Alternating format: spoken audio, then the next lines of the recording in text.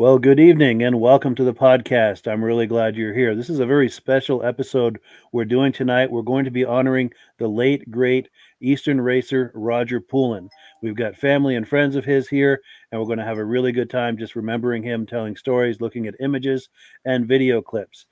So, in the upper right hand corner, we've got his sister, Pauline Poulin. Unfortunately, we don't have audio for her, so she's just going to be making comments in the comment section, which is really unfortunate. But I'm glad she's here to participate in whatever way we could get her here. And of course, we've got former racing companion and friend Rick Simula is here, who knew Roger very well. Used to race with him back in the day. And of Yeah. course, our good friend Midge Rosebrook, who's been on here many times. He's the founder of the Eastern Snowmobile Racing Hall of Fame. And since you knew him better than I did, I'm going to get out of your way and let you guys just have a conversation about Roger. And I'll put images on the screen as we need to. And we've got those video clips too. Well, let's start with his Polaris days. Or he ran a Skidoo, but I don't know much about that. That was 68, 69 probably. He ran a Skidoo for a while, and then he got hooked into Cat in Polaris in 71. And these are some images of his 71 Polarises. He had 72s. This image here is of 73 Formula 2, number 78. He had USSA bib 78. Let's talk about his Polaris days, Midge. You know the team captain better than I do. Yeah. The captain of the Polaris East team was Bob Clark. Yeah. Bob started out as a mechanic. He was a Mac mechanic here in Lancaster, and salesman from Harrington King in Randolph, Mass. Approached him and asked him if he'd be a salesman for Harrington King. Bob says, "Boy, I don't know anything about being a salesman. I'm a mechanic." He never looked back. He took the plunge and became one of their top salesmen. And around that time, they needed a team manager for their new Polaris East team. And I think that was in 1970, I think was the first year they started racing. And in 71, Bob hired on a young hotshot named Roger Poulin. And Bob said he was a heck of a racer. And he said he only knew one speed, and that was wide open. Wide open. And yeah, he said halfway through the season, he said, I had to pull him aside. He said, Midge, he said he was literally running over people to get up front. And he says, Roger, I got him aside. He says, I told him, he says, Roger, he says, you've got to, I'm not going to say slow down. But he says, dude, he says, you can't keep running over these other sleds. And he said, it doesn't look good for the team. So after that, I think Roger kind of calmed down a little bit, and he finished the rest of the season. He did very well. And when we started this Hall of Fame, I got a call from Bob one day, and Bob mentioned Roger Poulin as a viable candidate for being in the Hall of Fame. So I don't know if Bob had called Roger or how it worked out, but one day the phone rang and it was Roger. And so I was talking to him, and I said, Roger, I said, Bob Clark told me that you should be in the Hall of Fame. And I says, I'm not going to argue with Bob Clark. If he thinks you should be in the Hall of Fame, then you should be in the Hall of Fame. I said, there's no more knowledgeable person in the East racing, as far as I'm concerned, than Bob Clark. He raced in the original Grand Prix race here in town. So I told Roger to get himself a resume and do it up and mail it to me, and I would present it to the board. And the board voted unanimously for Roger Poulin to be inducted into the Hall of Fame. So it was in the first, I think it was the first outdoor ceremony, wasn't it, Rick? 2020? Yeah. Yes. Yeah. Yeah. Yeah, and you were here. Weren't you here? Or maybe you weren't. But anyway, 2020. 2020. Yeah. And I think, Mike, you have that. Oh, yes. Yeah. When you're ready, I have his induction and an interview with him. Yeah. So whenever you're ready, I'm happy So to play that. we could run that maybe a little later, but Sure. that's basically the Polaris end of the deal, and how he was inducted into the Hall of Fame through Bob Clark. But maybe Rick's got some stories about his cat years. Well, let me just say that the Hall of Fame, he called me and he said, I want to write a resume, Rick, for the Hall of Fame. And I said, okay, we'll give it our best shot. And I said, bring everything you have with you. Come on over the house. So I had newspaper clippings and everything you can think of. And, he was highlighted in a lot of newspapers. So we put it all together. And basically we contacted Midge and we sent in what he had, and it worked. It worked. He got inducted, and it was a great thing. It really was. I was happy for him. I think he was the first Vermonter. Pardon me? I think he was the first Vermonter to be inducted into the Hall of Fame. Vermonter. Yeah, it was the first Vermonter. First person from Vermont. Yeah. Nice. I mean, there were others that he wished he could have got in, like Donnie Shepard from Vermont, but Donnie passed away too soon, and could never be recognized, at that point. So, but Roger was happy. He was very happy. So, and we had to work at it. Writing a resume through memory is not easy. And you want to be as factual as you can. So that's what we did. That's what we did. When he rolled into 73, he was working at Rodco. Basically, he hung around there enough so they hired him, and in the race shop. But 74 was when he got his dream of that 650. Yeah. He won or placed in everything he entered the entire year. And it's tough to do. You're racing against J.R. Tozier. You're racing against out in Eagle River. You had Villeneuve and Bob Elsner in his heat. There were 5,000 active drivers. Yeah. In USSA at that time. At that time. Yeah. 73, 74, 75 too. Yeah. 650 was a meaty class too. 440, 650. There was a lot of sleds. Yeah. There was more in the 440, but there was quite a few in the 650. And the thing is, to handle those 650s takes a different type of person. Oh boy, yeah. It takes a Bob Eastman. It takes it takes big guys like Conrad Rollins and because Bruce Dunham wasn't very big, but that Bruce was a logger and he was a bear. He was built like a grizzly bear. But for the most part, you had to be a pretty good sized guy to handle one of those things. Yeah, yeah. Well, there's some photos out there with Conrad Rollins manhandling that 650, Yeah. Look at this photo here. This is in Canaan, 1974. And Roger leading the pack. And I think J.R. Tozier's back there on an Alouette. And Roger won this race. And, he's coming into a corner pretty hard. So Roger's got a pretty good line going there. Yeah, but you can see the intense. He's looking ahead to the next corner. He's ready to cut the skis right off the front of those other guys. Yeah. No, he's moving. He is. Yeah. So that was 74 was a good year for him. 73. How tall was Roger? 6'2", maybe. 6'2", 6'3". Yeah.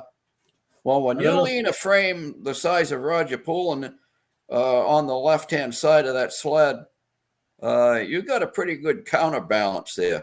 Yeah, he's got 230 pounds on the right-hand side of that sled.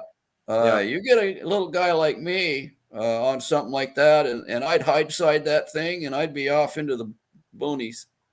Well, you've got to get it. It's easy down the straightaway, but you've got to get it around the corner. You got to get it around the corner. And you're doing 100. It's pretty tough to do. Oh, yeah. Doesn't matter what sled you're on. You know what I mean? Oh, that's true. Yeah. Yeah. Yeah. But it's just like a sailboat. You get all that weight on the opposite side of where you're turning. Yeah. Yeah. Yeah, look at like right there too. That's out in Eagle River. That Yeah. picture there. Yeah, that's Yeah. Eagle River. That's on his patch too. What's that? That's the photo that he used That's on on that the patch patch. too. Yeah. Oh wow, yes, I remember that. Oh, Yeah. that's what he wanted. Yeah, he Yeah. wanted that on the patch. Yeah. Yeah, yeah. I don't know if people knew about that, but Roger had a patch made up and for the Hall of Fame to make money on, and we still have a few. I don't know if have you got a patch handy? I can go get one. I don't. I've got one, but I'm not sure where it is. I'm going to disappear, guys, and Yeah, I'll grab be one if right you back. would. Yeah, that'd be I'm going great. to go get a All patch. right. And No. Pauline is saying she'd like a patch. She's leaving comments for us. Yeah, I've got something then- I'm going to send her. I wanted to wait till after the celebration of life. I've got a couple things I'm going to send her, so Oh, wonderful. I'll get that taken care of. Great. Yeah, this is in Eagle River. We all went out there. I went out there. Paula Montaigne was there. J.R. Tozier went out. Wow. The 650 class was probably the most heavily. It had a lot of superstars in it. Bob Elsner was running number 2 that year in the Central Division on a 73 EXT. You had, I believe Ronnie Hall was in this race too on a 650. Jacques Villeneuve was in this race. Either that Jacques or Giles. I'm not sure which one. Yeah. But there was a lot of competitors in that race out in Eagle River. He led for 4 laps, I believe, and then he blew his clutch. Well, the clutch locked up, the drive clutch. But it happened right in front of us. Wow. But I've got this patch. I don't know if you guys can see that right there. There we go. Now this, that's the photo that Rick just popped up. yeah, That's the same photo that he had superimposed on this patch. And in the middle, to Roger's right, is Conrad Rollins on a Polaris. yeah, And on the outside, running a Bombardier Blizzard, is Calvin Reynolds. And if you look, you can even see Calvin's scarf.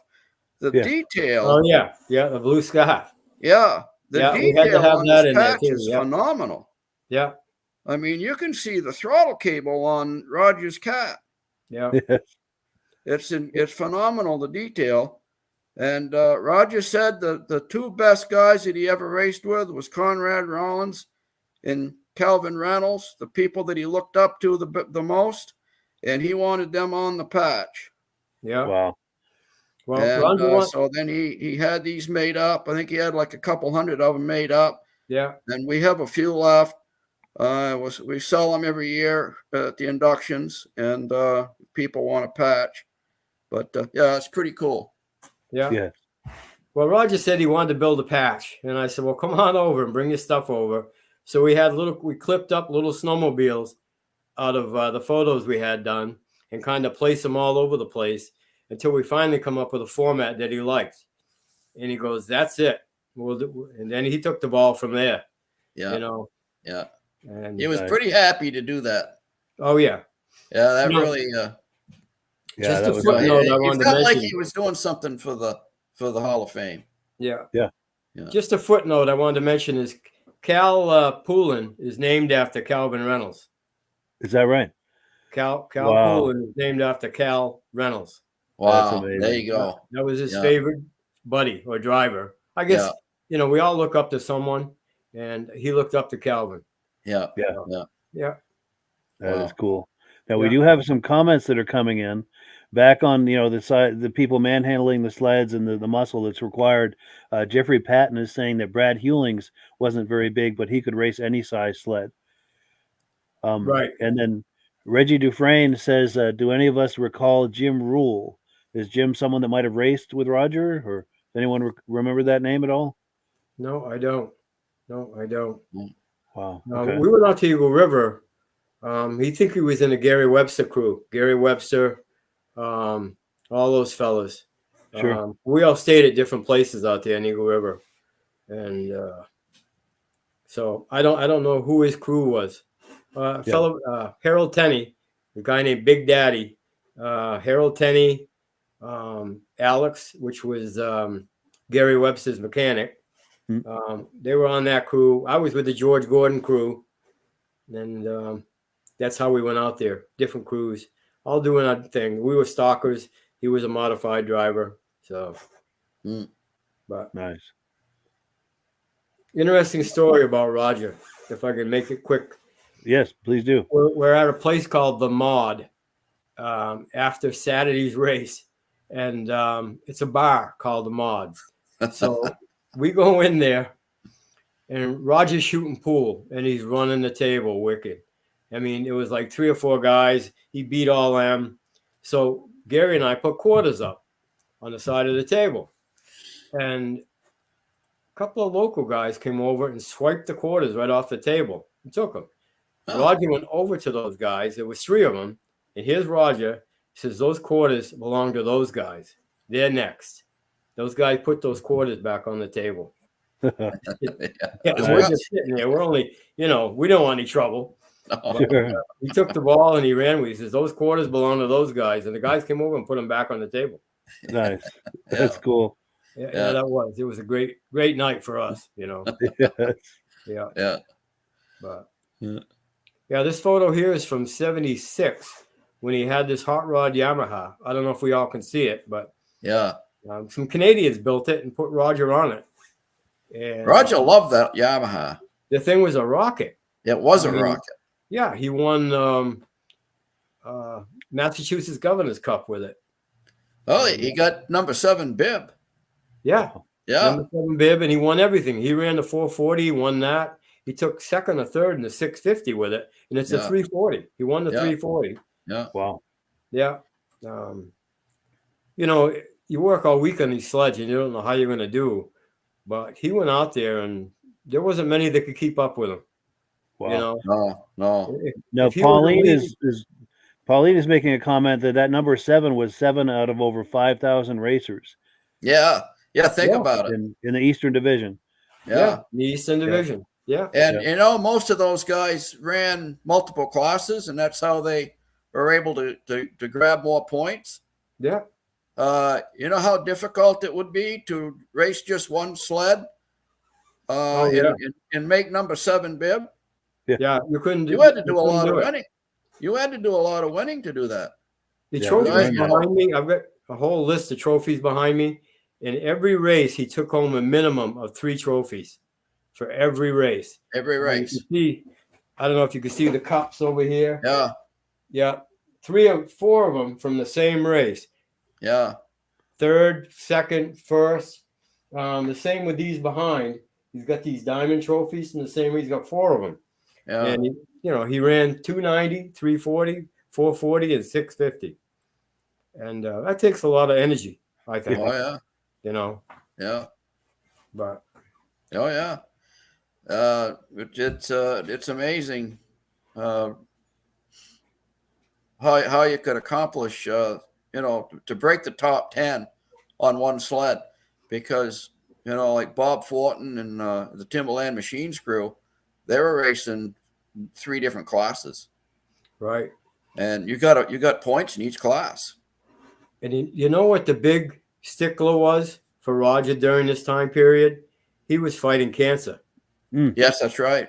He had a 27-inch incision under his right or left arm. I believe it was his right arm.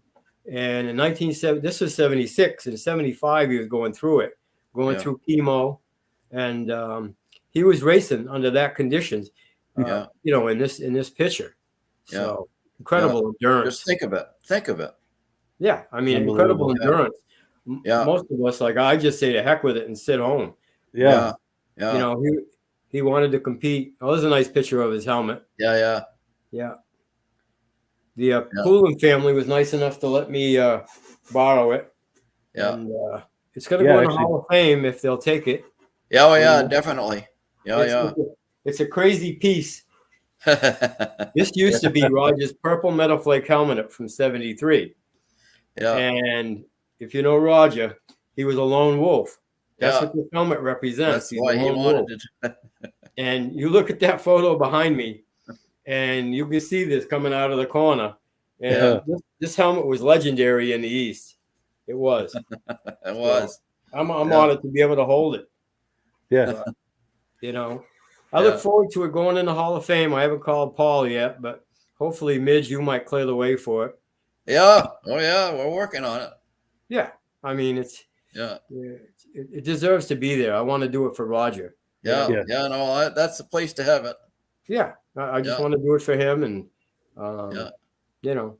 Yeah. So. Yeah, we'll find a place for it. Yeah, I was honored when Christine Langer and Cal Poulin gave my wife the helmet to take home last weekend. Yeah. Wow. So, yeah. Honored to have it. Impressive. Yeah. I wish my cousin Gary was here to see this. I really do. Yeah.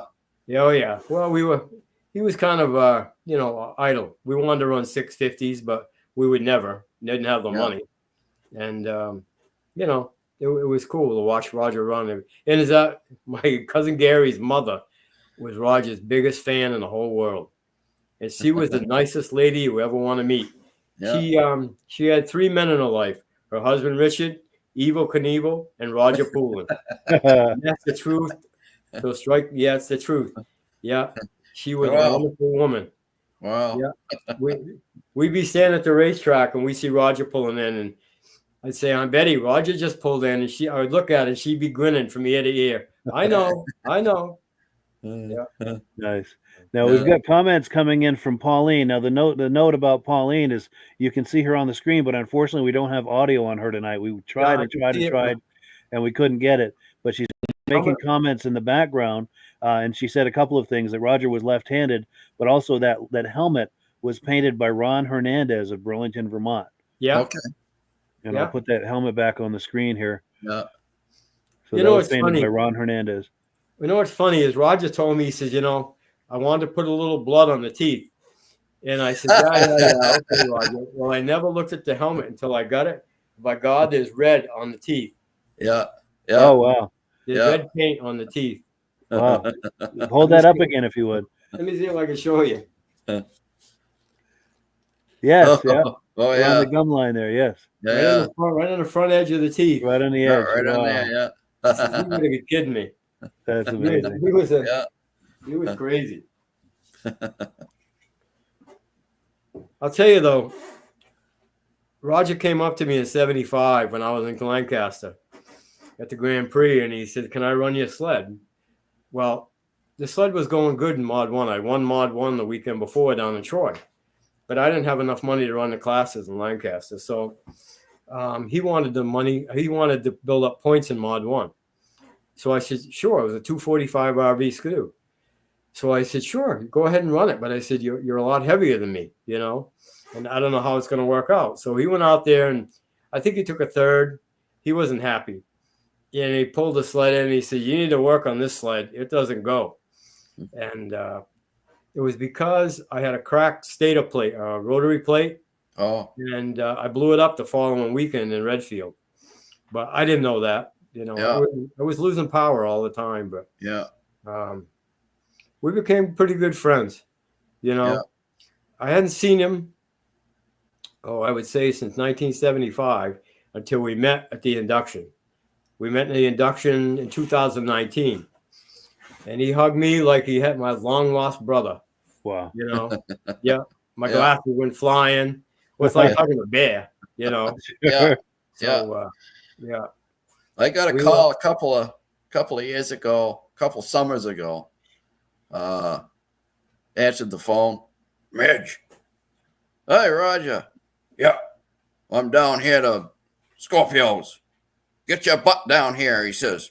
I'm gonna have a visit. So I'm down here with my bike. So I went down, and he said, sit your butt down, he says, and order something.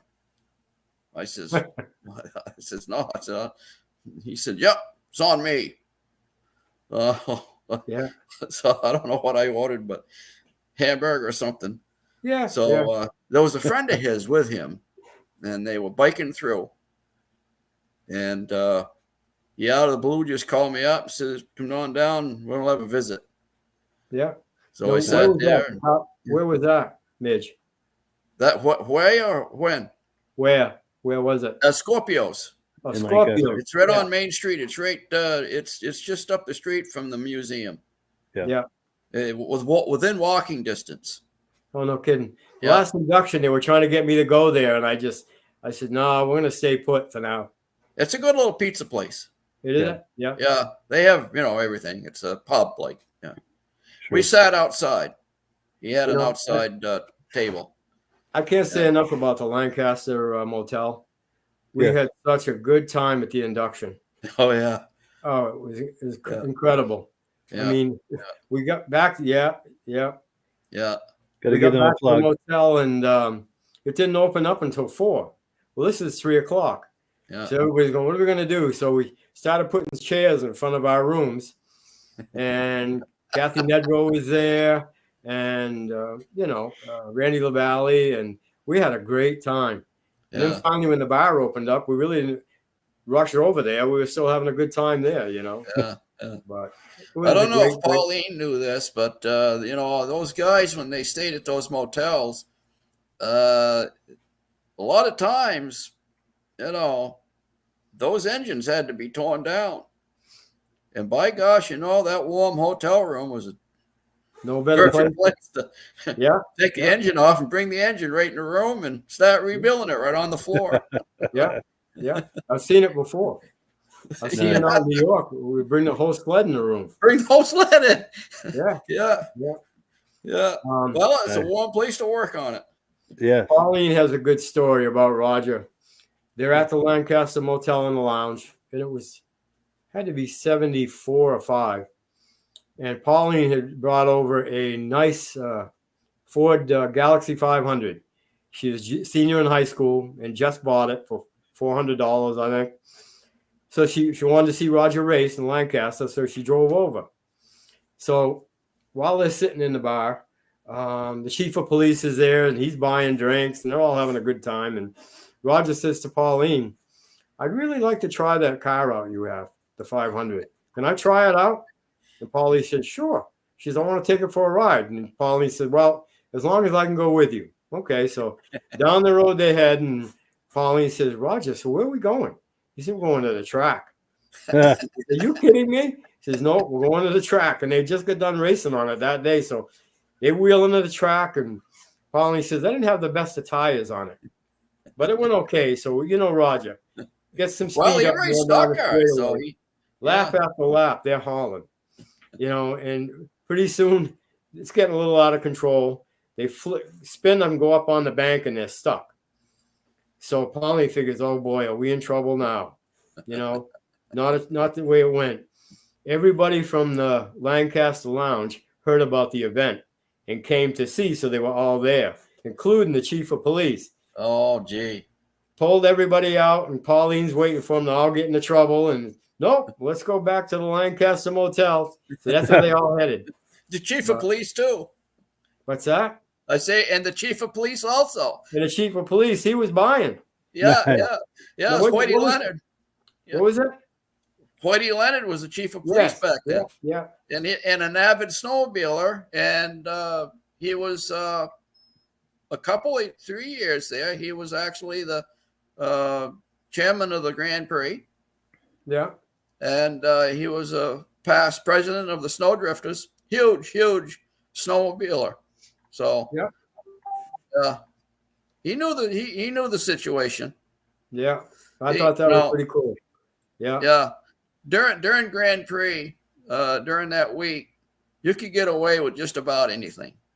Nice. Yeah. The rules were a lot more lax then too. They were a lot friendlier towards snowmobiles back then. Yes. Right. And cars on the racetrack. Yeah. Right. Yeah. I've got some comments from Pauline coming in. She's in the upper right-hand corner. And if you're just joining us, we don't have audio on Pauline. We just have video on her. So she's making comments.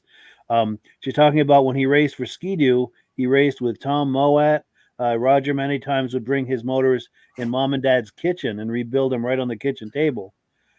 And then she also remembers the chief of police was buying Roger shots of tequila. And then she also commented, talking back to you're going back to that helmet we were looking at with the custom paint on there. Ron Hernandez painted that. He also painted the conversions vans at Rodco, and he's still painting murals. Oh, no Oh. kidding. I didn't know Wow. that. No kidding. Wow. Wow. Wow. Yeah. Yeah. Yeah. If anyone else viewing has memories of Roger or stories to do with Roger, please share them in the comments. And she says he's open for business doing the murals and so forth, the painting. Yeah. And I do have another image to put up, but go ahead, Rick. Yeah. We had a race out in Syracuse, New York. It's a 1 mile oval. It's a big track. It's too big for snowmobiles, but we raced it. Well, anyways, we had a guest there, Joe Frazier. So he was he had a mock race against the Polaris drivers. He drove a 74 Altigra, and I shook his hand. They had a small grandstand in the middle of the track. I was able to shake his hand. But Roger, he went to eat with those guys, and he sat at Roger's table with J.R. Tozier. And to this day, he said, Roger told me, he says, he didn't want to talk about boxing. He wanted to talk about snowmobile racing. He loved it. Joe Frazier. Yeah. Wow. You know, wow. And they sat there the whole night talking snowmobile racing and everything. And Roger said, I'd really like to get your autograph. So he autographed Roger on a napkin that sat at the table. And he did 2 of them. He gave one to J.R. Tozier. J.R. Tozier still has his. Wow. And Roger still has his. It's in a racing album with a Laconia patch on the cover. That Joe Frazier autograph is there because Roger showed it to me. Probably 3 months ago. But it's just Roger was able to hang out with a lot of cool people. Yeah. Well, he people say he was a hellion, but then again, he was down to earth when it came to meeting people. You know what I mean? Treating them. I mean, this is Joe Frazier, and he was cordial, and they had a great time. He said, "What a great night!" Yeah. To say I hung out with Joe Frazier and J.R. Tozier, you know. Well, one thing I noticed about Roger on the phone, he had a lot of F-bombs and stuff when he was talking. Oh yeah. So I'm thinking, and he's coming to the induction, you know, because he's being inducted, and I'm thinking, oh my goodness sakes, you know, this lady's there. How's it gonna go? And you know, but what we found out was Roger knows when to, you know, when he's talking to the guys. Right. When he's with the guys. It's a whole different ball game than when he came to the museum with everybody. You couldn't ask for a more cordial, nicer gentleman. Yeah, very gentlemanly. He was perfect gentleman. Yeah. And I went up to Roger afterwards and I said, Roger, I said, I commend you on how you're conducting yourself here today.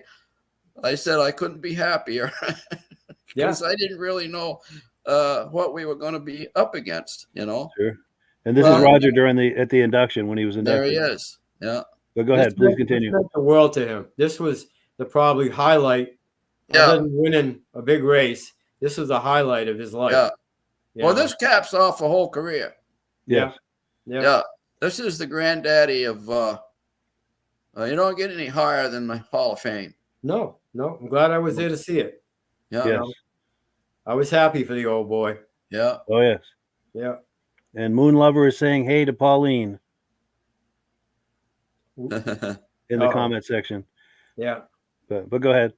So anyway, so another little story about Syracuse, New York is we're running 100 miles an hour or more at the end of the straightaway. Well, a cleat come off his track and cut that tunnel almost in half. 73 XT, they're paper thin anyways. So you cut up into the seat 3 inches and cut the gas tank, and that was it. He says, how close if that had come up through the sleeve? Yeah. Oh. One cleat did it all.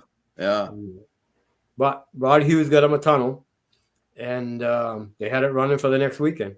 Tore it all apart and put it back together. Yeah. But that was another. He survived death, he said. Yeah. It happened so fast. That's the trouble with cleats. Yeah, he said one cleat come off and cut the tunnel right in half. Went 3 inches up or 4 inches up into the seat, put a hole in the gas tank. Yeah. The one that didn't blow up.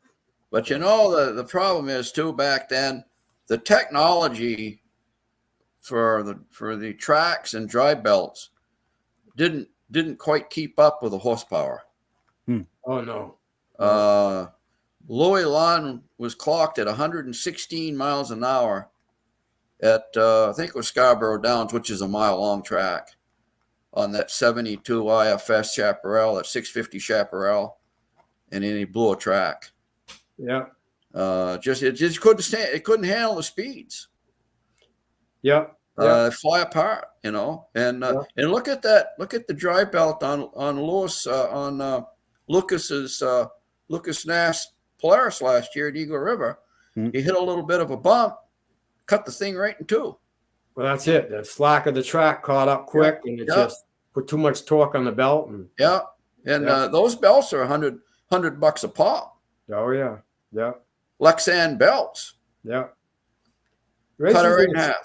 It's an expensive game, racing is. For anybody to do what Roger did, knowing how things can go wrong, by gosh, he did pretty darn good. Yeah. Yeah. Yeah. I've got a picture. I've got him on video up in St. Albans. We raced there, and he's coming up the front straightaway with that 650 coming 3 feet off the ground, because it wasn't a flat track. It was a cornyard track and a barnyard track. Yeah. And that was a sanctioned event. But he's riding that thing, and it's coming up off the ground 3 feet, porpoising off the moguls. Let's call them moguls. Unbelievable. But wide open. Yeah. Wide open. But wow. Yeah. No, his cancer slowed him down a little bit, I imagine. Yeah. But this is what he told me. He says, I was doing chemo, and I knew racing season was coming. And he said, I had 3 treatments left to go. And I told the doctor, that's it. No more. I'm going racing. And the doctor says, you'll never race again. Then he went out and he won the Massachusetts Governor's Cup. So yeah, and look how many years Roger had after that the cancer never came back. They only gave him 5 years. Yeah. Yeah, they gave him 5 years. Wow. Yeah. Yeah. So I think it's determination, the will to live, determination. Yeah. I mean, he's stubborn. If everybody knows Roger, he's stubborn. Stubborn, yeah. Yeah, he's stubborn. He's going to do something, and that's it. And that's it. Yeah. So. Yeah. Now we've got a comment come in. This is Christine, Roger's daughter. She'd love to see that video that we're just talking about. Oh, the one from St. Albans? Yes. Yeah. Yeah, I'll see if I can get it to her. Yeah. Sure. Yeah. In fact, and she says stubborn as a goat. tell her who has a copy of it. Cal has a copy. Oh, wow. I made her brother a copy. Well, I actually made it for Roger, because Roger said, well, I've never seen myself race before. I said, well, I've got you in St. Albans. And it was 8mm. We transferred it to DVD. There's no sound or anything, but the quality's there. Now, was he running the Polaris then? Pits on number 11. And then it shows him going out in his heat. And then he comes back and he wins the feature. Huh. And but anyways, Cal has that DVD. And there's also the Eagle River race on there too. But I'll make sure that Cal gets it to you. Yeah, So, I'd like a copy of that myself. We can share that right here on the podcast sometime. Yeah. The quality is not the best, so that's why I haven't really made it public. It's an old 8mm. We did the best we could to transfer it. So I'm glad Christine is on. Awesome. Yes. So go ahead, Midge. You were saying? Yeah, just asking Rick if that was 1972, because I think that was the year he was running the Polaris. Yeah. St. Albans? No, this was 74 in St. Albans. Okay, because he won St. Albans in 72 as well. Yeah. I got the trophy here. Yeah. Yeah, okay. Yeah. Yeah, he did very well up there. Oh, yeah. Well, the thing is, the track is, it was basically out in the field. A lot like the first Lancaster race, and there was no ice. It was all slush. Right. But we did well up there. We did really well. Yeah. There was a lot of competition. So, I mean, the Thunderjets and the 650s were always big competition for those EXTs. You must have got a lot of Canadian competitors too, because it's pretty close to the border up there. Right, right. So I don't know how many were there that weekend, but it was a big crowd. It was a big race. mm-hmm. But Sure. yeah, Roger won the 650, and I think he took a second in the 440 with the Yamaha, I think. Mm-hmm. But Nice. Now, Pauline has shared a story with me, and if you're just joining us, we don't have audio on Pauline, unfortunately. She's Roger's sister, but she's leaving comments for me on the side here, and I've got one of them talking about Ron Hernandez. Ron Hernandez has a story of when Roger needed a ride to the track. They loaded the sled and tools into his van, and it was a tight fit, just barely fitting, but off they went to St. Albans. yeah, I think I remember that van. Yeah. Wow. Yeah, I remember. We got to the track any way we could.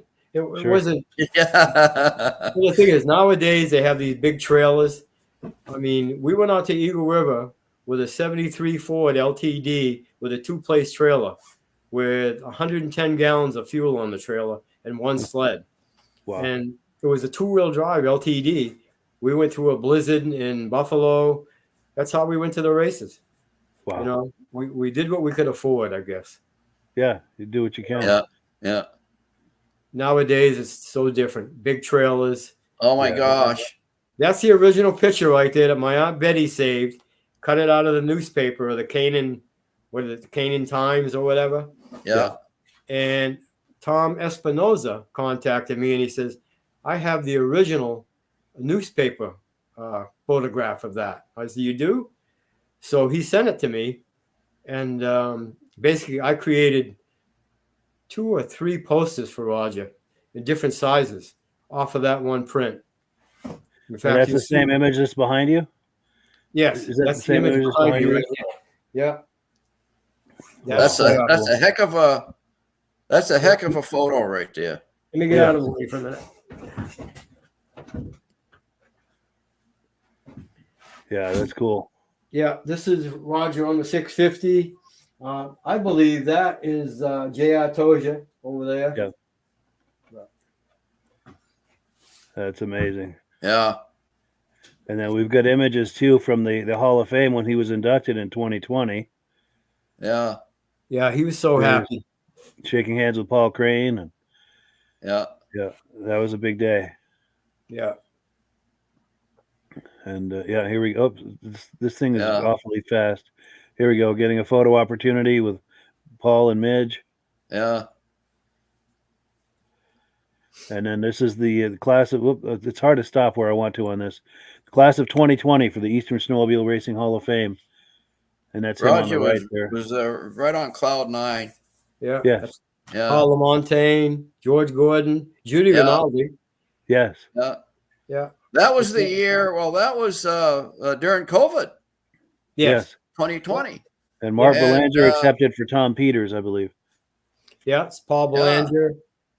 So we had to postpone that until the fall. We normally, as Mike can attest, we always had it inside the museum.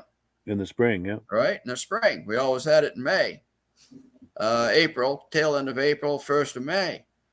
And so with COVID, we decided, let's wait. We'll go through the summer and see what happens. And so it got near the fall. I said to Paul, what we could do is we could do an outside ceremony. That way we're not spreading COVID. And by that time, people have had their shots if they wanted them, right? Yeah. So it gave me a little extra time to do a couple more people. So that's the only year that we did 7 instead of 5. Yeah. That's because I had all summer to do a couple more people. And so that's why you have so many people there, is because of that. Sure.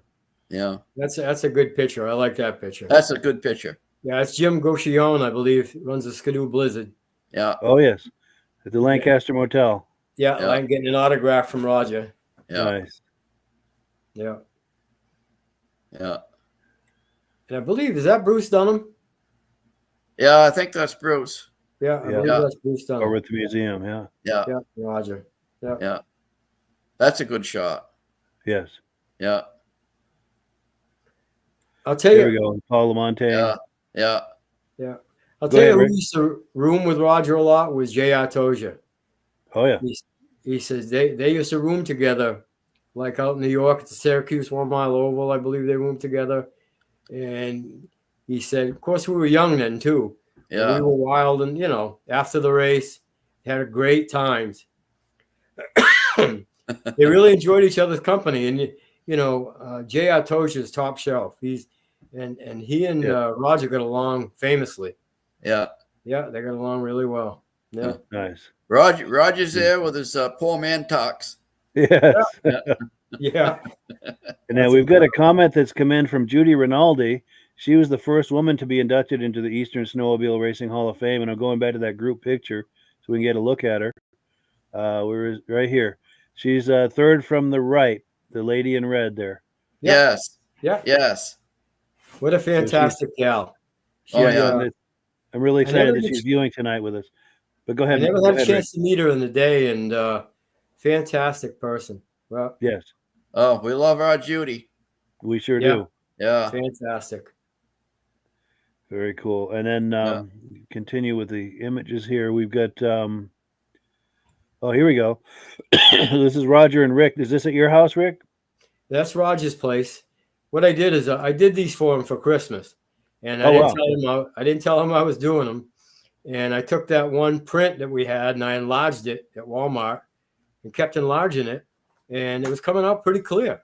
Yeah. So I made Roger a set of posters, and they hang in his house today, or they were.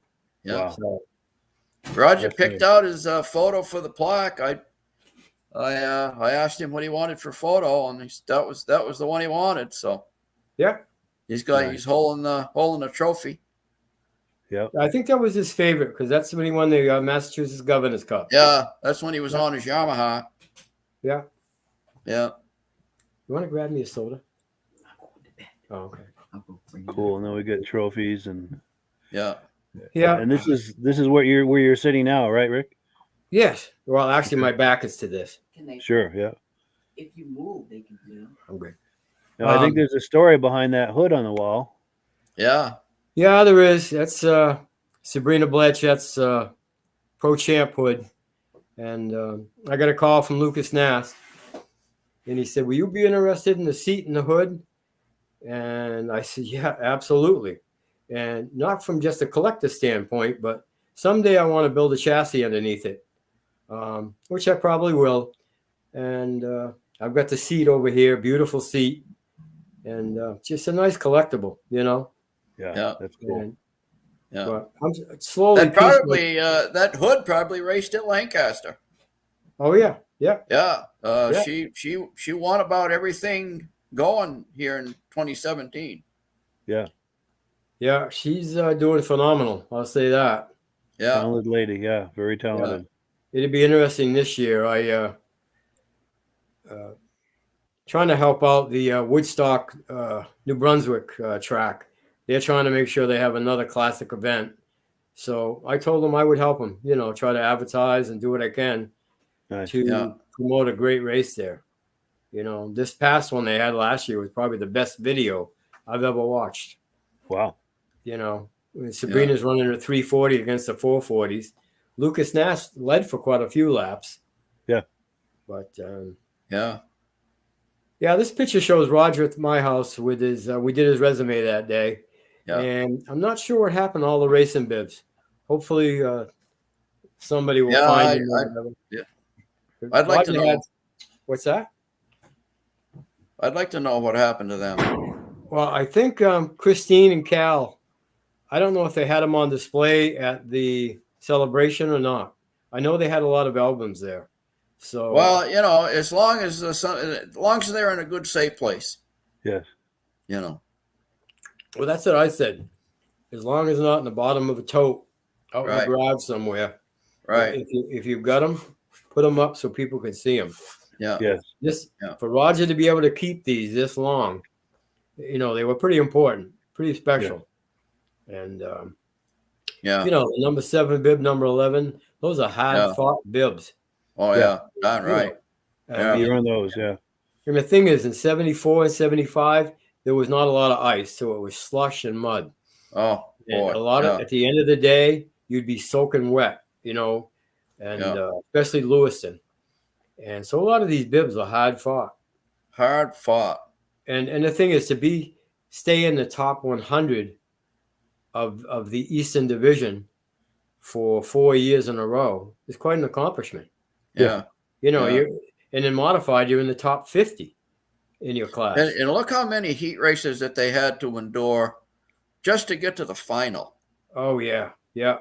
You know, I raced out in Cobleskill, New York. I think I had a heat, a semi-feature, and then finally a feature. 78 seds in Seesaw. Yeah. You know, so I that's mean, what Roger was faced with, that type of thing, and a lot of heats and a lot of features and semi-features. You don't see that nowadays. You're totally whipped at the end of the day, Rick. Oh yeah. You're totally whipped at the end of the day, and now you got to go back and pull the engine off and rebuild it. Yeah. And get it ready for the next race, you know, for the next day. Because most events were a 2-day event. Yeah. Saturday and Sunday. Yeah. Yeah, I see Pauline posted. The number 78 bib is missing from this picture because he lost it in the emergency room out in New York. Oh. He got in an accident, he went to the emergency room, and the bib never came back with him. So he lost that one bib at the hospital somewhere. I'm sure the hospital people had no idea what that was, you know. No. Yeah. No. Yeah. Well, yeah. And then Christine says, I believe Cal has the bibs, and we talked about getting them to Rick to be put with the rest of his trophies. Very nice. Oh, cool. Very Well, nice, we didn't want to ask, you know. Sure. I was just glad the helmet was coming here so we can put it in the Hall of Fame. And Yeah. they're really special. They're really, you know, to some people they might not be. But to us racers, that's what we race for all year. Yeah. We wanted to try to get in the top 100 because then you get a gold bib. Yeah. That's right. You know, back in the 70s, they were rare. It was very rare you'd see a gold bib driver. And so it was nice to have. It's something we all tried to achieve during our racing career. Yeah. And Roger did well in modified.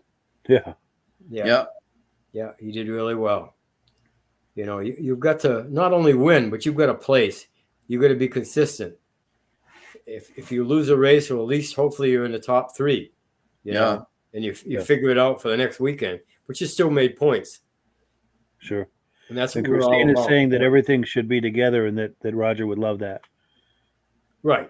Right. Yeah, that'd be cool. Yeah. Yeah. Yeah. My dream is to have a separate building, you know, at the museum for just the Hall of Fame. And that way we'd have a lot more room to display stuff like that. Yeah. Yeah, that would be amazing. You know, that's all up to Paul, but sure, it probably won't happen, but it would be cool if it did. Yeah, it's a nice idea. Well, hopefully someday, you know. Yeah. Yeah. You'll put an addition on. Depends how big the Hall of Fame gets. I mean, Paul jokes with me. He says, when you cut the check for the 50 grand, he said, I'll start breaking ground. Yes. And if I had 50,000, I'd give it to him. Oh, definitely. Yeah. If I won the lottery, I'd be ponying up. Absolutely. That'd be cool. And I'll do the foundation. Yeah. That's right, Rick. Yeah, I do the foundation for him. You know, that the building right there now is 100 by 50. If you did a 50 by 50 addition, you could put the race sleds in there and have plenty of wall space for the plaques and stuff like Roger's bibs and things like that, and photos, you know, artifacts. Yeah, that'd be real cool. That would. Well, it's things that are, you know, case in point, Roger kept these trophies all these years. Yeah, all these years. That meant something. It's what we lived for back in the day. You know, it was one of the best times in your life. Oh, it was, without question. Yeah, you know, it was the best time of my life. Yeah, and the fact that I was able to do it with my father made it even better. That was even better. I mean, those are the memories that you're going to carry with you. Yeah, I mean, we had quite a team too. We had like George Gordon, my father and I, and Michael Gordon, and we had a really my cousin Gary Simula. We were a close knit team. We all ran together. We worked together. Yeah. And whenever I had my hood up, George would have his head in there. So, yeah, that's a true story. Yeah. Nice. George won't deny it either. Yeah. Sure. But And Pauline is asking if anyone knows where his first trophy is, and it was a bowl sitting by his computer. His first trophy is a little 2 or 3 inch cup, and it stood next to it. When I went over there, he called me over and come over and get the trophies. Yeah. He says, I got to keep this one, Rick. I said, sure. So you keep whatever you want, Roger. They're yours. So, no, I got to keep this as my first trophy, and it was a 5th place trophy. I don't remember where the race was, but that trophy meant more to him than any of them. Wow, because it was the first and it was one. sitting next to his computer when we left that day, because he it was. I'd say it's probably 5 inches total in height, and it's a 5th place trophy, but that's the one he wanted to keep. Wow, that's amazing. And Jeff Wesner is viewing tonight. He says it's great remembering Roger Poulin, the racer. Yeah. Yeah. Yeah. Well, the thing is, Roger when he was racing, as racers, we don't go up to other races and say, hey, how's it going? Because they might have either placed or they didn't do as good as they thought they did. They wanted to. So you leave them alone. Everybody leaves each other alone.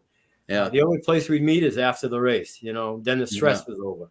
Right. Whether we won or we lost. Right. And, right.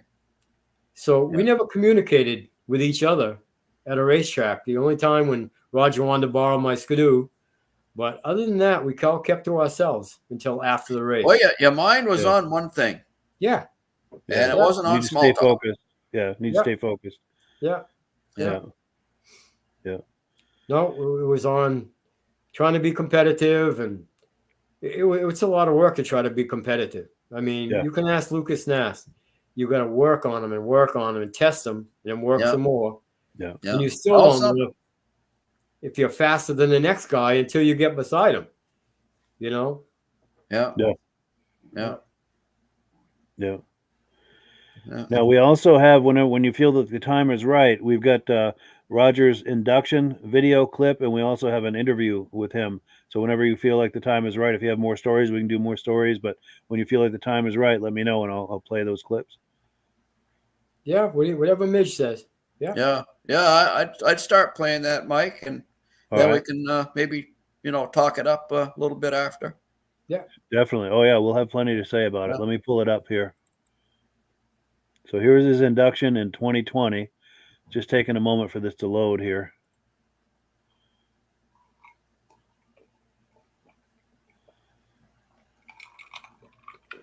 Getting the dreaded hourglass. Here we go. I think it's loading. Poulin, racer promoter, inducted into the Eastern Snowmobile Racing Hall of Fame 2020. Roger began his snowmobile racing career in 1967 on a Skidoo 340 SS, displaying an early talent for going fast. He jumped to the big 669 Skidoo for 1969, always placing in the top 5 at every event he entered. Roger swept all 4 events at Bethel, Vermont in 1970, taking first places in the oval, drags, cross country, and slalom. In 1971, Team Rodkill made a good choice when offering Roger a chance to race Arctic Cats. Besides winning at smaller events, he grabbed a 2nd and a 3rd at Wolfboro, New Hampshire, Northampton, Mass., and 2 first-place finishes in Mod 2 and Mod 3 at Laconia, New Hampshire.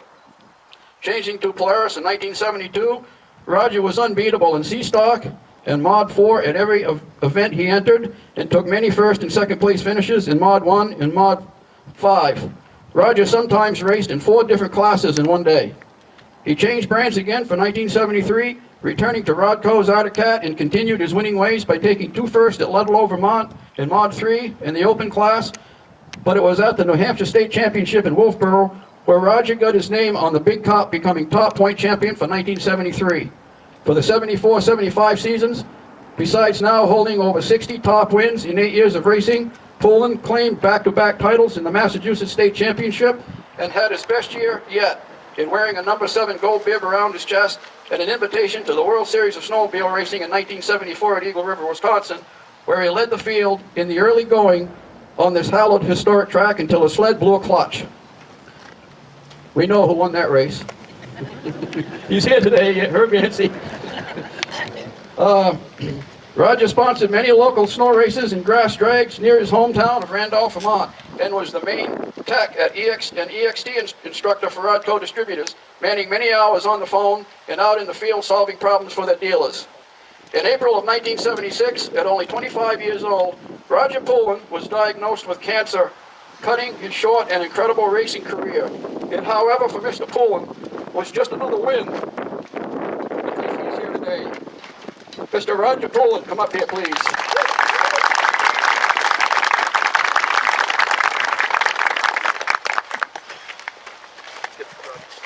That's all right.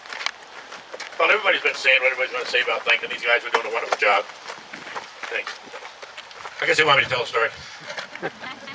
I dressed up today. I put my necktie on. So, Mr. Paul Crane and Midge, they do such a wonderful job. Everybody respects you and loves you for what you do. I got across this field of drivers right here, and I'm honored to be part of the elite. I see a couple guys with my favorite ones to race against sitting side by side, and J.R. Toad and Cal Reynolds. J.R. was a gentleman driver. He's a good driver, but he wasn't aggressive in the corner. I used to like come up on beside him and get right tight, and he'd get all nervous and all, but didn't like a banging sled. I just get a kick out of that. One day was... One day we was at a race and I looked back and I'm leading. He jumped his 440 and 650 class and I'm leading. I looked back after a lap and there's just JR behind me, ways back, and nobody behind him. I saw it's all right. I eased up and went back to see him. And I'm doing a real close thing again. Got him all nervous. We're going to do third, fourth corner. I started picking up snowballs. I'm throwing snowballs at him. It wasn't long. I see that fist come up and I know what he was saying underneath that helmet he had on. I love the guy. One day, I was in Pennsylvania, Cal, Justice, Pennsylvania, I think it was.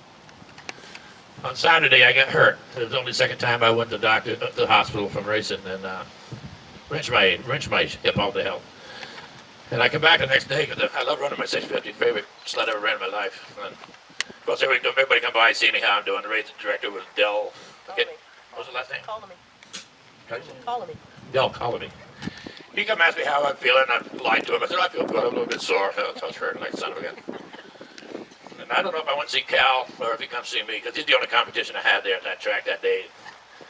And I remember telling Cal, I said, listen, if you could go by me today, just go by me. No fussing around. We can't do no bumping and running over each other like we usually do. We'd hit hard, him and I. We'd go at it. Yeah, he said, no problem, Roger. You know how long that lasted? It lasted as long from the starting line to the first corner. We went in the first corner, next thing you know, Cal gives me a shot, sends me right to the snowbank. Well, I floundered in the snowbank to make sure I stopped the race. And we went back, and now my adrenaline's starting to go. I'm forgetting about the soreness. And I go and we take off. Again, it's Cal and I gone off the line, and I said, I'm going to fix him, mister. I pulled over on the inside of him, and when he let off in that first corner, I did, and I reached right over, and I picked him right up in my sled, and I took him right to the snowbank. I turned on the snowbank, Cal went over. And when I turned, I looked over my left shoulder, here's Cal, totally upside down. His arms are both of them like this, and his legs the same way, but he was upside down about 4 feet above the snowbank. I hooked up around, and I stopped at the fourth. I didn't go down the line. I stopped, and I came out of the fourth, and I waited for Cal. He comes up, and he's spitting and chewing snow and taking it out of his helmet and cleaning his glasses. I said, you all right? He said, yeah. I said, great. He got all cleaned up. I said, now you ready to go racing? He said, yeah, okay, we win. It was a great day. I took first, Cal took second. Like it did happen a lot. But when I started racing, I didn't do nothing but a little bit of seat time. And so I got to watch all these guys. And one guy I watched a lot was Cal Reynolds, because he was running them big machines. And I got the most respect for that person way back in the old days, as I did when I got better and kicking his ass. A lot. And I still have all the respect in the world for that man. He's probably my idol. When it comes to racing, Cal is my man. Don't plug that mic. I was hoping my son would come today, but he had trouble with his own son. They got their thing they're doing, which is good. But my son's name is Roger Poulin, and I wanted him to be Cal because of how I respected this man, and I wanted Cal to hear that I gave my son his middle name. So, I don't know where to go with this. Yeah, I remember I used to think racing 24/7 outside in the fall waiting for it to rain. Snow. And I raced and I learned and I learned. I raced with great people, and they had more money behind me. It was a shame. I either had to race for a millionaire or a distributor, and I always had everything I wanted. And then one day, in February, I took a championship, Governor's Cup or something in Massachusetts, and that was in February. And in April, and it was 75 that I got sick with cancer. And in 75, they gave me 0 to 3 months to live. Well, racing went out of me just like it closed a switch off a light. It was gone out of me, and it's never come back. 16 months later, they gave me 0 to 3 months to live. So my racing started in April of that year, 75. And I fought, and I made it. Thank God for that. Thank you. There's nothing like people that support racing, support everyone who's involved. I can't thank you enough. Bob Clark taught me how to drink. I raced for him one year, him and Conrad, all that. Well, we had a drink or two. So anyway, it's a wonderful thing. I'm glad you're all here. I'm going to get away from this mic. I'm going to bore you to death. Reynolds will be over here, give me a butt in the head or something. I want to thank you again. Thanks, guys.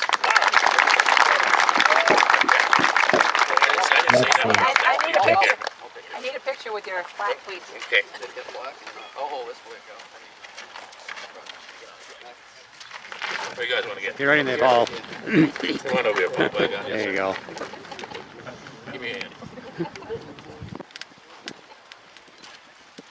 I'll do another one. Thank you. Stop Thank shaking. you. Thank you very much, guys. Thank you. Bound to get away. About 6 months ago, Roger sends me an email with a photo of a patch. And he said, I want to make up some patches for you guys for the Hall of Fame. He said, I think we could sell some. Well, it had another cat on it. Well, I like cats, you know. I'm a cat, but I'm thinking that, only cat people are going to buy these patches. So that was the end of that. And then, little did I know, Roger went back to the drawing board. And about a week ago, he sent me another email with a picture of a new patch. And he says, Midge, he says, check this out. I pretty near dropped to the floor. On this patch is Cal Reynolds. I can tell you it's Cal because of his scarf. His scarf is flying back in the wind behind his neck there, and then in the middle is Conrad Rollins on that PDC Starfire that he raced in 1975 at Bangor there in the middle. And then Roger is sitting on an Arctic Cat. They're all lined up and ready to go. Now, when Cal brought that box in of goodies there a few years ago, the first thing I did was dump the entire contents looking for that blue scarf. I said to my wife, I said, he has got to have put that scarf in here somewhere. Well, he never did. The scarf wasn't there in that box, but you know what? If you want a scarf of Cal Reynolds, you buy one of these patches right here. He did a great job. I want to thank Roger for this. Proceeds are going to go to, after I pay the bills for the patch, he said the profit's going to the Hall of Fame. And I gave Vicky one, Vicky Rollins, and I told Vicky, I said, I don't know how many patches you're going to need for your family, but I don't think you're going to have to get out your wallet. Anybody should buy a patch for Vicky and then buy one for themselves. This is a heck of a patch right here. I'll take 100. Right there, Cal. Right there. Awesome patch. All right. All right. Yeah, that's good stuff right there. That's classic Yeah, that's moment. good stuff. Yeah. But yeah, thoughts, reactions. Well, it was a heck of a day. We had because George Gordon was inducted on the same day too, and Rick knew both of them well, so it's a kind of a great situation that both these guys were inducted. But I know Roger called me up 2-3 days before he was going to come over for this. He says, Midge, he says, you got to give me a stool. He says, I'm going to have something set on. I says, all right, I can get you a stool. Yep, got to have a stool set on. He says, I'm going to He says, I'm going to have a story to tell. So we grabbed a stool. I don't know whose stool that is, but I don't know if Paul brought it down or something. But anyway, Roger's the only guy that had to have a stool for his induction. Nice. So yeah, That's a great video. it was a great day, and Great video. yeah, great video. Yeah, great Yeah. video. Oh, and for the record, I'm not blowing my nose because I'm emotional. I'm blowing my nose because I've got a hell of a cold.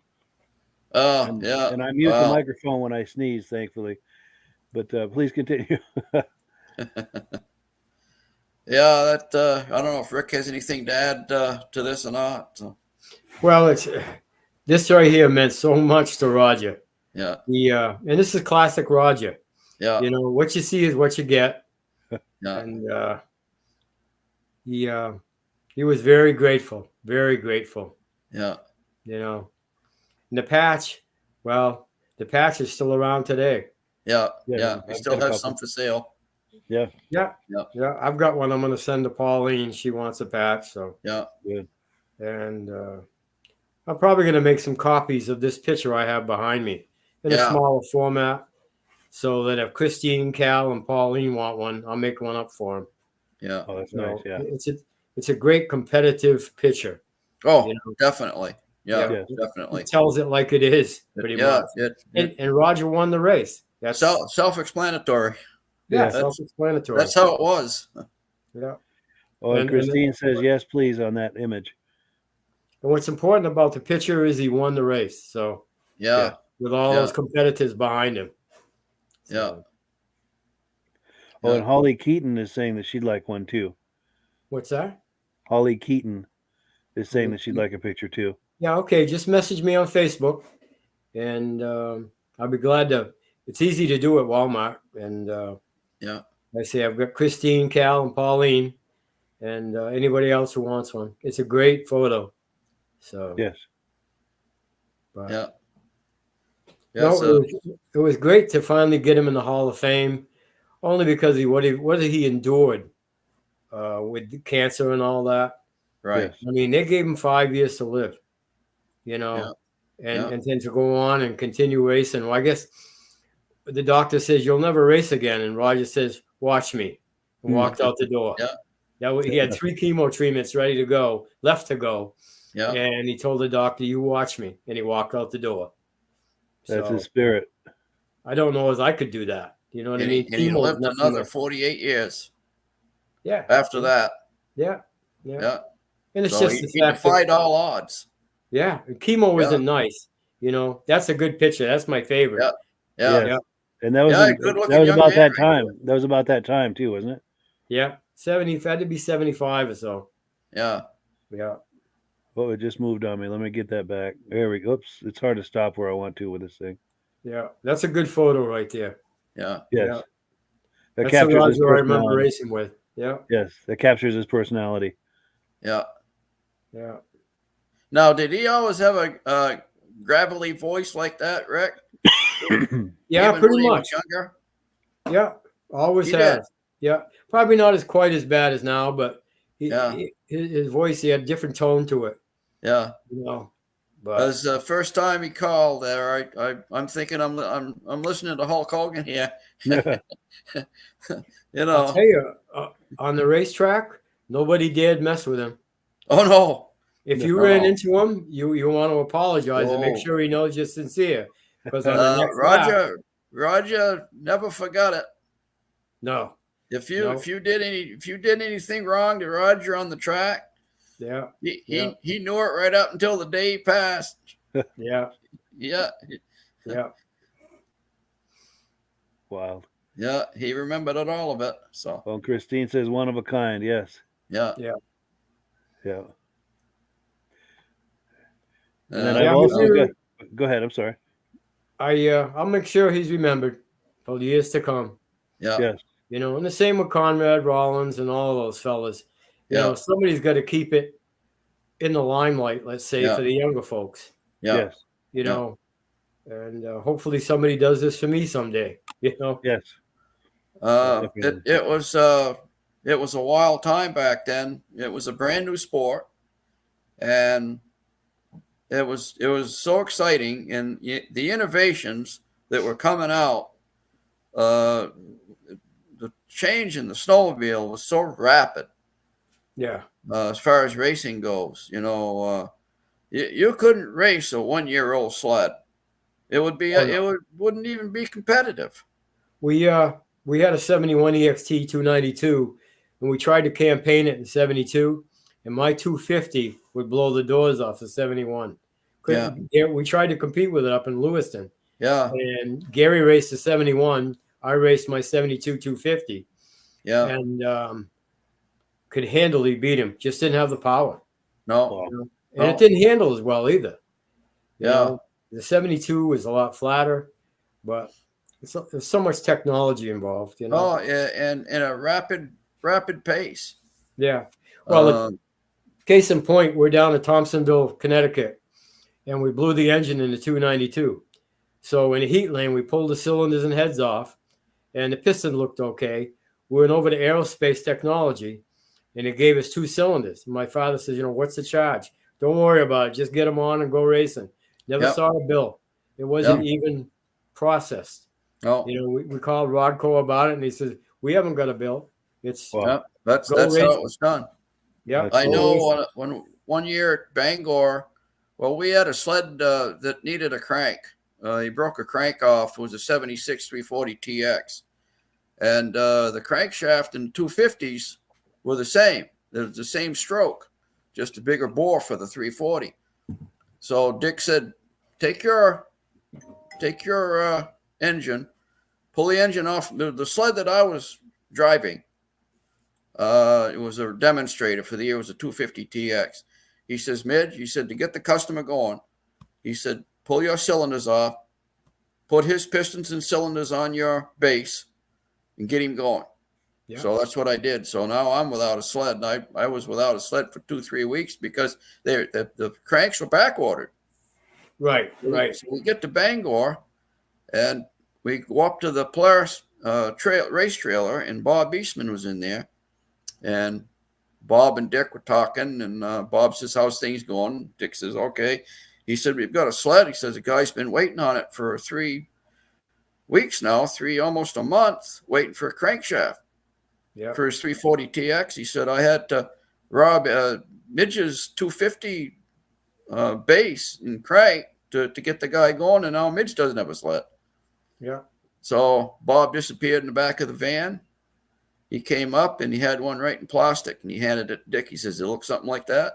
Dick says, yep. And Dick says, how much were you? And Bob says, take it. Says, we got all kinds of them. But you see, they were keeping them for the race trailer. They were probably a little bit short from Japan, and they needed some for the races. So anyway, well, they weren't worried about the money. They wanted to keep the sport moving. That's exactly right. Exactly. They wanted to keep it moving, and I understand that Roger, he did that for Rodco. I think in the summer months, he manned the phone, and tech for tech help for people that were having problems with a sled. They'd call, and Roger would man the phone. So he did a lot of stuff like that too, as well as racing. Yeah. So yeah. Well, that's what we had to do, even in the shop, even in the dealership. We take a part off a brand new machine and put it on a used custom machine. You did that a lot. Yeah, just to get it going, Yeah, you had to. Just to keep them riding on the weekends. Yeah. That's what dealers had to do. These fellas worked all week that want to ride in the weekend. So absolutely, we experienced that time and time again. Yeah, and you know what, Rick, the competition down the street was so fierce. You had to be good. Oh yeah. You had to be, and they were cutting prices and everything back then. Oh yeah. So you had to do what you had to do to keep your dealership viable. Well, from my father's standpoint, we kept changing locations, trying to get more and more business. Mm-hmm. In 5 years, we bought 6 different dealerships in 5 years, just to try to gain more people. A better sales base. so Right. you could reach more people. Right. And you know, that's how you had to do it. You had to reach out to more people. Yeah. Cat was asking us to take a lot of sleds too, 50 or 100 at a whack. Yeah. So Yeah. you had to have people to sell them to. Right. Right.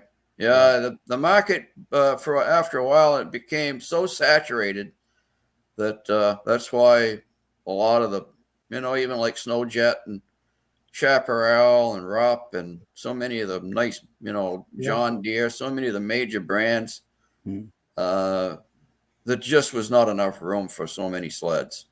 Well, yeah, 74 was our last year in business, and Rodco, we had, I think, 5 sleds left in the crate, and there was no snow. We couldn't sell them. Oh, yeah. And Rodco said, well, we're going out of business as a distributor, and we would like you to take 50. And my father, you know, 50? What am I going to? I got 4 brand new ones now, and we just couldn't sell them. But anyway, getting back to Roger, it's, you know, I'm going to miss him. And we're all going to miss him. I'm going to miss him. And, you know, he was. I'm going to miss his phone calls. Yeah. You never know what you're going to get, you know. Yeah. But, hey, man, you old dog, what you doing? Our last meeting was a good one. He was in good spirits, and, you know, he fist bumped me on the way out. And he said, "Oh, I'm going to get you in the Hall of Fame, Ricky." I said, "Yeah, okay." Yeah. You know, and that was the last He time. He wanted to come to the induction this last fall. Yeah, I know he did. He was really wanting to come to that. Yeah. Oh, I know. Yeah. Now, speaking of that, when Roger was inducted, Pauline had made a comment in here earlier. And in case you're just joining us, we have Pauline on the screen, but we have no audio for her. We worked on that earlier, just couldn't make the audio happen. But she's leaving comments for us. She says, for Roger, being inducted into the Eastern Snowmobile Racing Hall of Fame was the icing on the cake for all of the many years of dedication, hard work, and lots of racing. Yeah, absolutely. Absolutely. Yeah. And then we've also got a comment from Mad Dog Viewing. He's wondering about those patches, wondering if we could mention again how we could get one of those patches. And thank you for the great racing history that we're doing here. Very interesting. And Midge, if you wanted to hold that patch up one more time and talk up how they might get a hold of the Eastern Snowmobile Racing Hall of Fame. Yeah, I could mail him a patch. I think we're getting $5 a patch for him, and it's all going directly to the Hall of Fame. And now how many do you have left, Midge? I'm not sure, Rick. 20 maybe. Yeah. Okay, because I think I've got 3. So yeah. So people, the thing is with patches, people don't put patches on their suits anymore much, you know, not like they used to. Remember, everybody used to have. It used to be how big a fan you were with all the patches. Exactly. Yes. Exactly. That video that Mike and I did there was a guy that walked by and his suit was covered from head to toe with time capsule patches. video. Yes. But this here is a keeper. Even if you don't want to put it on a, suit, it's just something to have. Yes. And you're helping out the Hall of Fame. Right. You could actually put it in if you got a picture of a race sled or something, you could stick this in the corner in a frame. Yeah. You could put that down in the corner and with a picture of a snowmobile. Yeah. The reason I asked is I may buy a few. I'll buy a few when I'm up the Hall of Fame again. When I bring this helmet up to you or at some point like that. Yeah. I'd like to buy 5 of them. So. Yeah, sure, Rick. Yeah. Nice. Yeah, well, we'll give you a little deal on it if you're going to get that many. Oh, yeah. Sure. Not worried about it. The money's going to a good cause. It's going to a good cause. It's not the price of the, let's face it, there's probably, I don't know how much money they got in making these patches. So it's a long time since this is 4 years ago or 5 years ago since Roger started making this patch. And I don't know how much each one cost at that point. And, it's not the $5. It's the idea that, it's going to the Hall of Fame. Yeah, I think we had roughly $2.50 a patch. $2. Was it? Yeah. Okay. $2.50 in a patch. Okay. Yeah. Good. Yeah. It's $250 for 100. Yeah. Okay, that Yeah. sounds about right. Yeah. Now, Yeah. while we're talking about these patches, I have to say something about Roger's character. When he had those patches that day at the 2020 Hall of Fame induction ceremony, I wanted 2 of them, and I handed him a 20, thinking I was handing him a 10, and he caught it right away and said, "Oh, you gave me too much," and he gave me back Yeah. the 10. Yeah. So Yeah. that says a lot about his character. A lot of people Oh, might yeah. have taken Yeah. that. Yeah. Oh yeah. Yeah. Oh, you're not gonna beat Rogers as far as that goes. Yeah, Uh, I always respected that You'd about rather him. take a good licking than beat anybody. Sure. Right. You know. Sure. And then Pauline has some more comments. She says, I remember when Roger's sled broke while racing at the track, and the Arctic Cat Formula race team, which he didn't race for, pulled out a new sled from their race trailer and gave it to him to finish his racing, which is really cool. Yeah. Yeah. And That's then what they did. she Yeah. also says that's how well revered and respected he was from his fellow racers. Mm-hmm. And then Rick, she's saying also, Rick, please tell about the large patch on his suit that Roger had on his suit. Oh, on the back of his suit, they made a series of patches. Rodco did, and only the pristine racers got one. But Roger has one of those patches on the back of his racing suit. And I Wow. mentioned it to Pauline the other day. I said, that's a valuable patch to people that were from that era. Like I saw Dennis Kovaleski had one. Roger had one. I think his son, Rod Hughes' son, had one. And Keith Lowell had one too. Not Wow. very many were made for those guys. That's And cool. Roger got, like I said, Roger was good enough to get one. Nice. Yeah. And then Jim Holbrook is asking, are we going to have some more of those made up after they all sell? Well, that's a question. No, this is it. Yeah, I don't Yeah. think we'll have any more. Yeah. Sure. No. Yeah. No. Sure. Well, like Mitch stated, not a lot of people put them on their suits anymore. No. It's true, yeah. No. They don't. No. No. But- Some still do, but If I tell you, if you're a fan of that era, you're not going to get any better than Cal Reynolds, Conrad Rollins, and Roger Poulin. You Yes. exactly. know. You're not going to get any better than that. Yeah, they did a beautiful job on that patch. Oh Yeah. my gosh! I mean, you can see the decals on the side of the hoods. Yeah. Yeah. The number 27 on Cal's sled. You can see the. You can see the. I'll put my finger on Cal. Yeah, right there.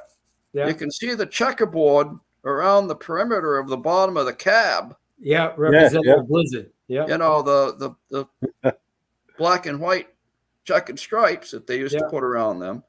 Yeah. It's amazing. It's just an amazing patch, and you can see the throttle cable. Yeah. Coming down off the handlebar on Roger's sled. Well, I think this again explains what the Hall of Fame meant to Roger. In order for him to design a patch, take the time, pay for it out of his own money, Yeah, and then, for the proceeds go to the Hall of Fame. The yeah. Hall of Fame meant a lot to him. And I that's don't why think did he it. even recovered. I think he just ended up. I'm not sure how much money we got that first day when he was inducted, but he told me afterwards. He said, "Yeah, just keep him, Mitch."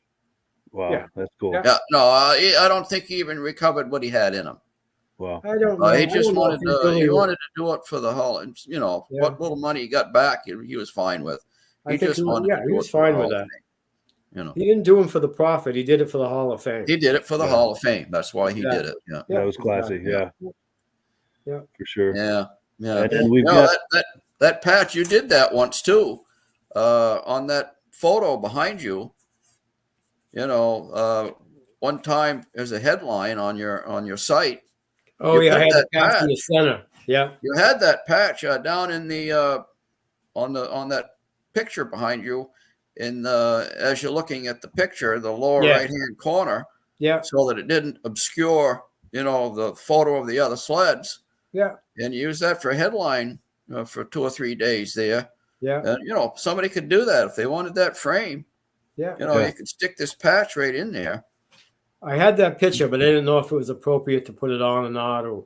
Yeah, put it on. Yeah, I put don't it have on. it now. That was Roger's patch. I've got it on my other laptop, but Yeah. Okay. sure. Yeah. Yeah.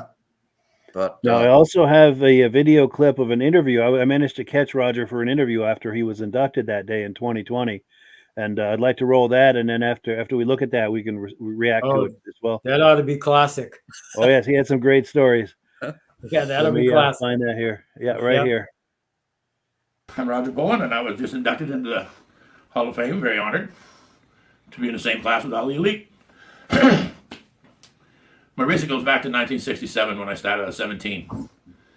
And I couldn't run with the men because I was 17. My father wrote a note and gave it to the ski-doo dealer I was racing with. He gave me a ride to races every week. And when I registered up, he pulled that out of his wallet and I got to race with the men. Nice. My first 2 years was just really putting seat time in. But I did get on a lot of sleds and I did quite a bit of winning. And it was all out of my pocket. And we were at a barnyard race not far down the road from me. And I blew my sled all up on Saturday. And we're in a bar that night and a fellow leaned back in his seat. And his name was Bob Belanger. He was vice president of Rodco. And he says, can you run a cat? I said, you put one under my butt and I'll show you how I run a cat. So on Sunday, I won everything. I won the oval, the cross country, the slalom, and the drag. Yeah. So I must have impressed the people at Rodco a little bit because they took me to Barrie the following week. And now this back in the day, it was a one-cylinder mod. That's what it was, 1970. And at the sanctioned race, long story short, I'm leading the final. I'm running away, and I blew the motor. So I turned it the inside of the fourth corner, and I kicked that hood. This is brand new sled, brand new. I kicked that hood, it flopped open and shut real quick. And Rod Hughes said to Bob Belanger, Rod Hughes being the president of Arctic Cat, the owner, and Bob being the vice, he said, you think the boy is mad? And he chuckled that off. Well, I must have impressed him because the following year I was racing for Rodco. They gave me a 292 and a 340 alky burners and in R&D, research and development. You'll hear me say R&D a lot. And did good. Jack Lynn had his team going, and Jack Lynn's brother was a chemist, and he used to send me up 55-gallon drums of alcohol with all kinds of mixtures, and would send me stuff and say, put a cap full of this into a 5-gallon pail, don't get any on you. You wonder what you're playing with. Yeah. So that was a fun year, and I got to learn a lot, and I did well. And they did not race in 72. Rodco did not do nothing. So I ended up getting after Bob Clark for a ride on that 5-man team, and the only holdup was Louis Lund. Didn't know where he was going. He ended up finally going chaparral, and I got to ride on the team with Conrad Rollins and Jim Steele, Gary Pillsbury, and did good. My father, I had him buy a 340 TX that year because I told him to. I said I want to race it. I'd already raced it once. My guy getting a divorce, he got repoed, and I said I want you to buy that sled. I won the week before, so Dad bought it, and I took it on Thursday, and I had it from Thursday to Sunday. Sunday night he could have his sled to Wednesday going for trail riding. Yeah. And he was so proud. He went to races every week. He bought a motorhome so he could go. He was so proud of his son and proud of his sled out there. And he was like my real first sponsor, you know, Wow. in 72 outside of Rodco. Yeah. And so that year I was the only one on the team who went to the World Series. I qualified that 340 stalker and my 650 mod. And we went out. The other guys didn't do nothing. And so that was a good year with Bob Clark and so forth. The following year I ended up going back to Rodco. Bobby Hughes and I were going to race together. But at the last minute, Rod Hughes said to Bobby, his son, he said, you're not going racing, you're going to learn business, and pull him right out. So that just left me, and now I had 4 sleds, which didn't really hurt my feelings. Yeah. So I had 2 on Saturday, 2 on Sunday, you know. Nice. Right. And 73 was my best year. I just won and I won and I won. And I won at a 650 class every week. Charlie Lofton was running for the factory. He won every week. And I had to stay in New England because he's a New England distributor. Finally, they came up to Lancaster, New Hampshire, and I couldn't wait to get a hold of Charlie. So he went on his qualifier, I go on mine, the semi, we win. Now we get to the final.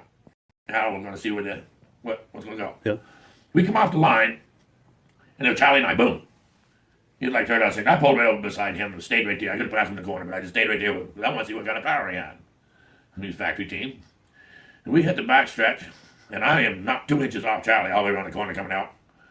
And Charlie pinned it. He looked over at me, and I looked over at Charlie. And I went like this and pulled the rest of my hammer. And he must have had a 250 because I took off. I slingshot the corner, outside the inside the third, hit the snowbank, do a turn, and inside the fourth outlet, lay out and go. Well, when I turned it in the snowbank, I broke my suspension, which jabbed into the track. Now, when I turned it, I looked to my left, and Charlie was just going into the third. He was way behind. Yeah. That's the first line. So I hit the throttle, and the suspension caught the track. Then it blew the chain. The chain blew the chain case. It blew the belt and took the crankshaft right out of the machine. I totaled it. And all it did underneath me, and I never put a scratch in it. Totaled it. So we're in the pit, and I got it sitting on an electric tailgate. Next thing you know, I got 3 guys who want to talk to me. He was the president of Attic, the vice president, and Roger Skimes. Wow. He was Roger Skimes himself. Oh, yeah. Wow. Yeah. I already had a resume into him because I really wanted a factory ride. Yeah. Yeah, I figured I'm just as good, if not a better driver than any factory guy out there as far as that's concerned. And Yeah. other people agreed.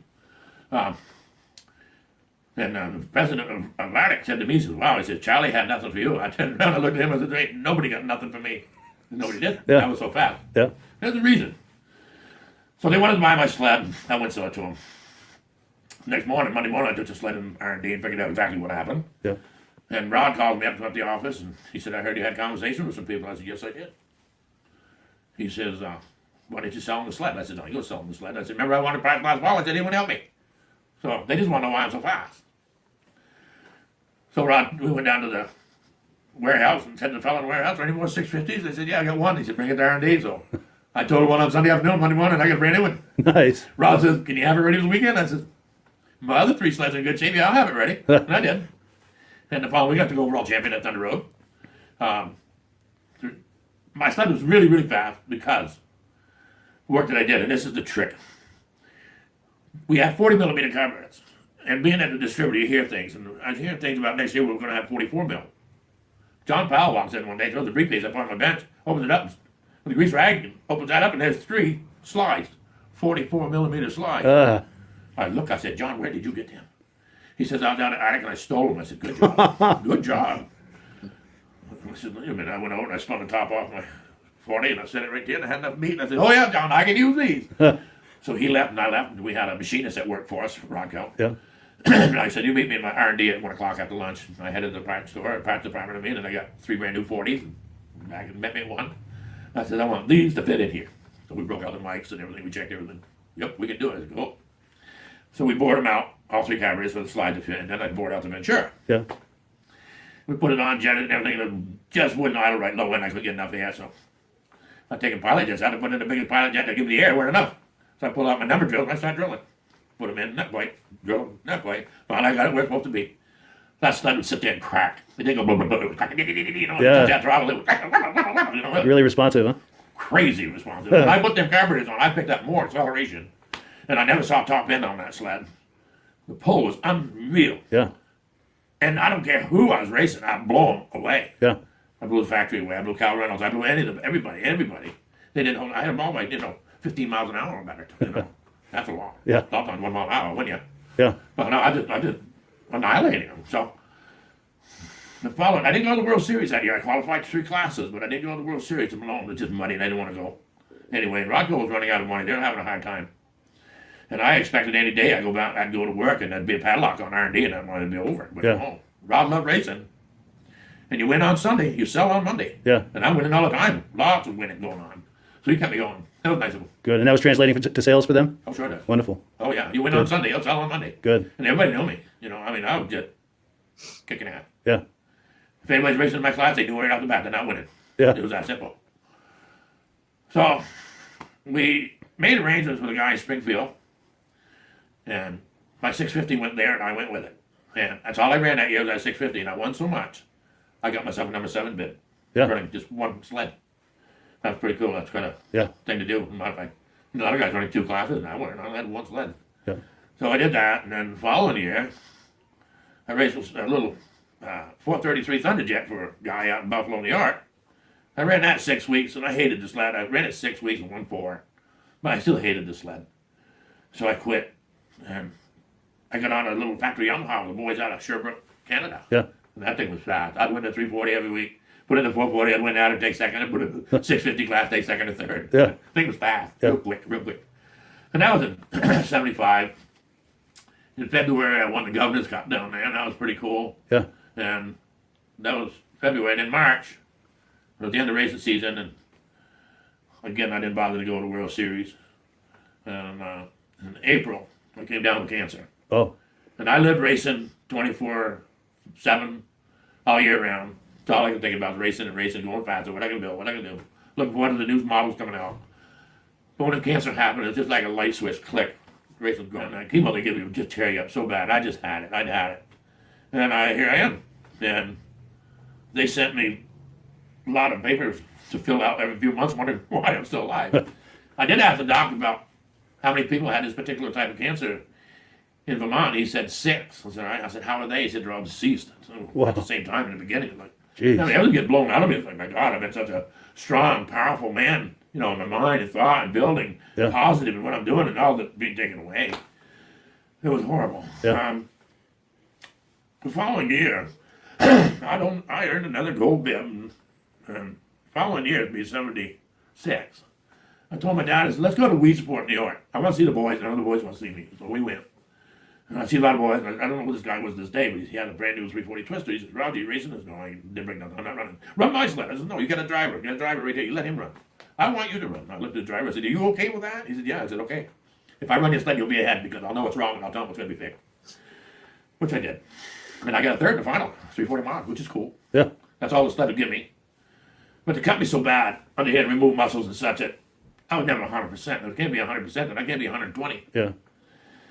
So that was my last race ever. Teddy Wynot was at that track. He was a race director and flagman. And Teddy come see me, asked how I was doing, and we had a conversation, this and that. And he said, are you done driving? I said, yes, I'm all done driving. He said, would you come and be a tech man for us? I laughed at that. I went, yeah, right. I said, you got a list that long of guys that want to be tech men. He said, yes, I do. He said, when it comes to you, there's no list. Yeah. I said, cool.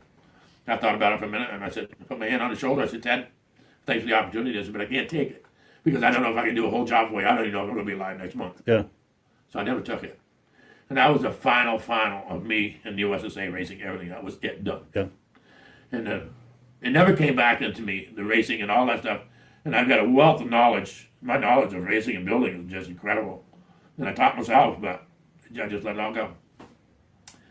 But racing is great. I feel honored about getting into the Hall of Fame. It wasn't a give me, it was earned. Sure. And all them guys that are in there, they earned it. Yeah. Yeah. And the big guns, well, they're no bigger than me. And we all have respect for each other. And that's what's good. You know, we can talk great stories about each other, all with respect. Yeah. That's cool.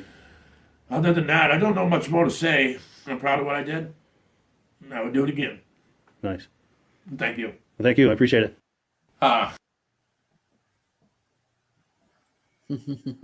Yeah. One of the greats right there. Oh, yeah. Can you send me a copy of this? This is the first time I've ever seen this.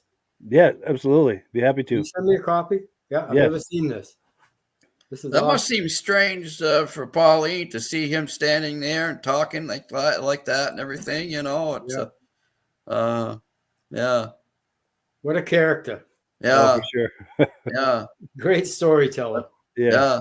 Well, that's what he did. Anytime he ever called me up on the phone, he always had a story, and we were good for half, 3/4, sometimes an hour there on the phone. Yeah. Yeah.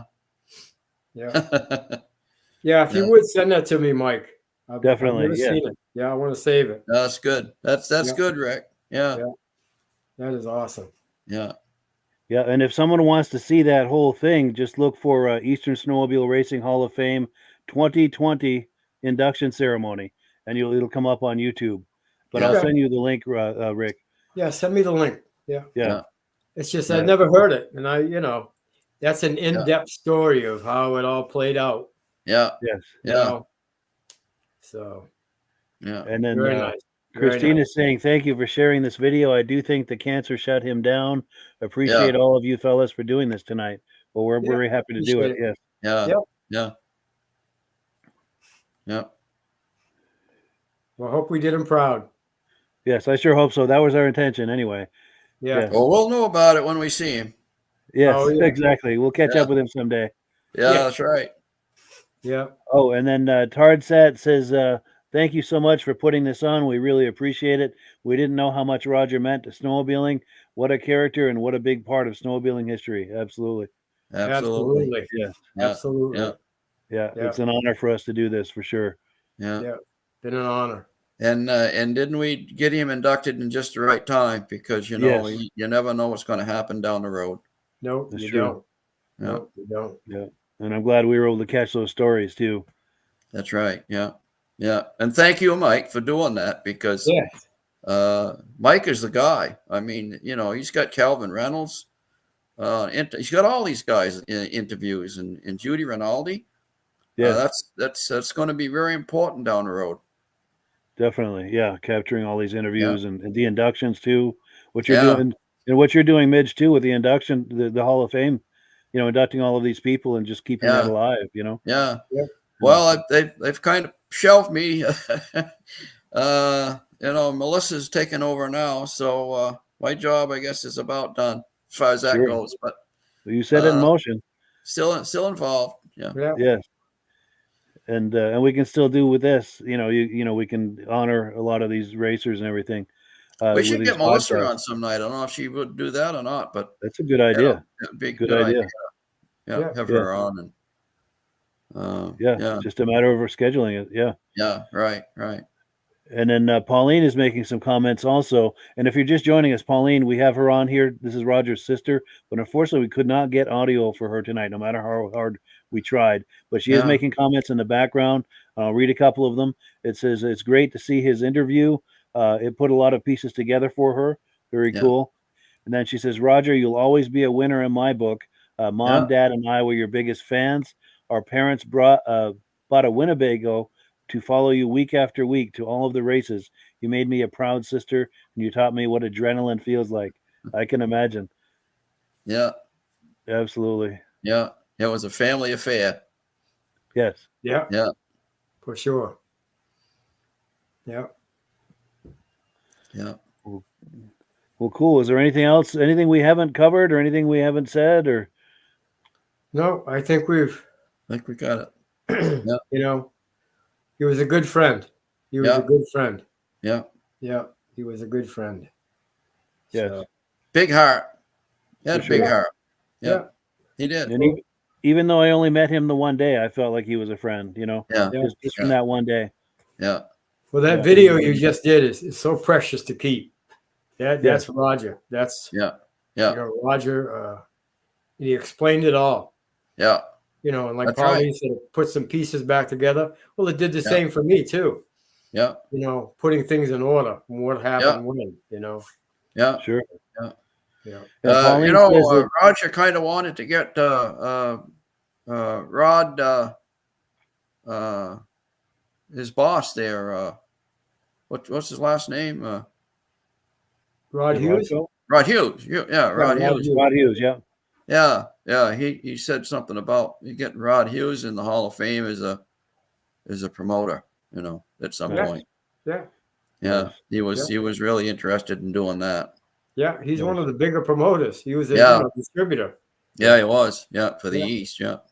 Yeah. Oh, and Pauline also added, even when it came to auto racing, 4 generations were represented at the track. Wow. Yeah. Yeah. Wow. Yeah, because he was into auto racing as well. Yeah. Yeah. I believe you were in the lucky number 7. Wow. I Yeah. believe so. Wow. Yeah. On all his stock cars. Yeah. Did he race at Barry, Pauline? Oh, she said son Cal raced also, and she's probably going to answer us here. Did he race in Barrie? Thunder Road, yes. Thunder Yeah, Road. Thunder Road. Yeah. Yeah. Yeah. Nice. Yeah. Sure. Very cool. Very Yeah. cool. Well, cool deal. So, yeah, unless there are any other comments or thoughts, either from all of us here or the viewers, we're going to wind it down. But I wanted to thank everyone for coming on here tonight and all the viewers. And, we've got one more comment here from Pauline. Yes, Thunder Road, number 7. When he Number was 7. racing, it was number 7. Auto Mhm. racing, I should say. Well, thank you very much for doing this, Mike. Yeah. Oh, yeah. Thank you, Mike. Yeah. Thank you. I Happy really to do it. appreciate it. You're the man. Yeah. We try. That's what this is for, is to Yeah. honor people and, Yeah. keep this all alive. Right. Well, cool. Well, yes. Well, have a wonderful evening, everyone. Thank you, all of Okay. you. And, Night. Have a good we'll night, catch you another Pauline. time. Night, Good night, Pauline. Pauline. We love you. Take care, Eric, Mike. All right. All right. We'll Take see you care, you soon. guys. All We'll right. talk to you. All right.